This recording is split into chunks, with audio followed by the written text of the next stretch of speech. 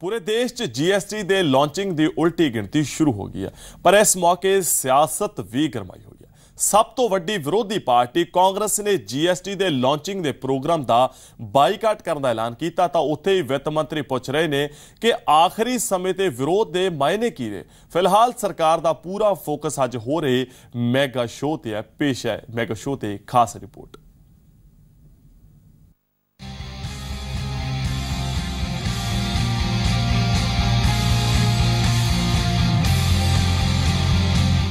GST की midnight launching दी तैयारियां पूरियां हो चुकियां ने ते मोदी सरकार ने इस इतिहासिक पल दे लई दिन रात एक कर दिता है, पर जीएसटी ते फिर भी एक राय नहीं बन सकी।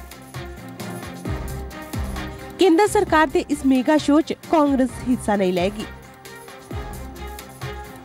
पार्टी ने इस प्रोग्राम दे बाईकाट दा फैसला लिया है।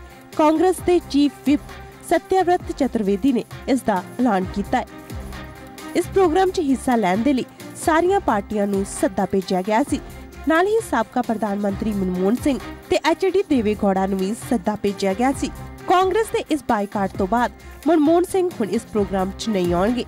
हालांकि मनमोहन सिंह दे साबका खजाना मंत्री पी चिदंबरम इस प्रोग्राम च आउण दे पक्ष च सी, पर मन्निया जा रहा है कि कांग्रेस नूं जीएसटी दे सद्दा पत्र च कुछ इतराज है। जीएसटी दे लई सरकार दे वल्लों भेजे गए इनविटेशन च लिखा गया कि प्रधानमंत्री जीएसटी लॉन्च करनगे, जबकि कांग्रेस का तर्क है कि राष्ट्रपति दे हुंदे होए प्रधानमंत्री किवें जीएसटी लॉन्च कर सकदे ने। उत्थे डीएमके ने इस प्रोग्राम च हिस्सा ना लैण दा फैसला लिया है। इस तो पहला तृणमूल कांग्रेस ने भी इस प्रोग्राम का बाईकाट करने का ऐलान किया सी। जीएसटी के मुद्दे को लेकर जो उसका जश्न मनाया जा रहा है,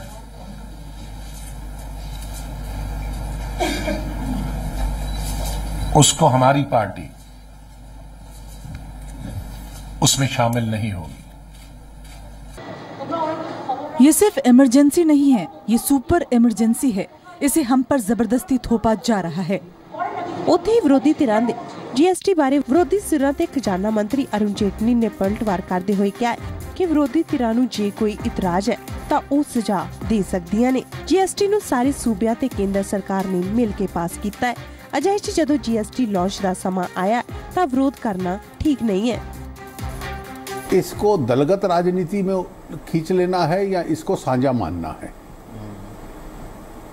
अगर किसी को किसी प्रक्रिया से बारे में शिकायत है तो सुझाव दे सकता है।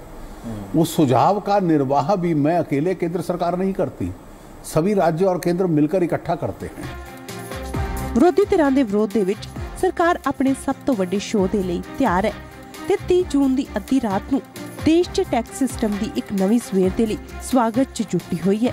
ब्यूरो रिपोर्ट, जी मीडिया।